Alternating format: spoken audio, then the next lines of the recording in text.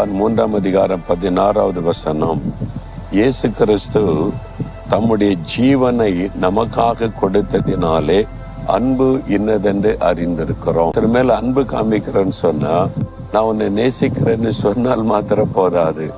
அந்த அன்பை வெளிப்படுத்த ஏதாவது செஞ்சாதான் உண்மையா இவங்க என்னை நேசிக்கிறாங்க அப்படின்னு சொல்லுவோம். அப்படிதானே? கொடுத்தல் இல்லாமல் அன்பை வெளிப்படுத்த முடியாது. ஒன்றை கொடுக்கணும் என்பதுதான் நம்முடைய உலக வழக்கத்திலே ஒன்று. இப்போ இயேசு கிறிஸ்து நம்ம மேல அன்பா இருக்கிறார். நான் உன்னை நேசிக்கிறேன்னு வெறுமனே சொல்லலை.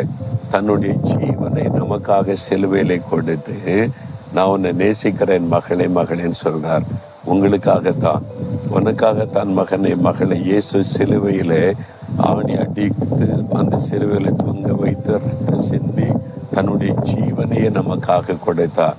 நான் உன்னை நேசிக்கிறேன் என்பதை வெளிப்படுத்த என் மேல உள்ள அன்புக்காக ஏன் அவர் மறிக்கணும்? நம்முடைய பாவம் சாபங்களை சிலுவையில சுமந்தார். நரகத்தின் அக்கறையிலிருந்து நம்மை காப்பாற்றி சிலுவையிலே மறித்தார்.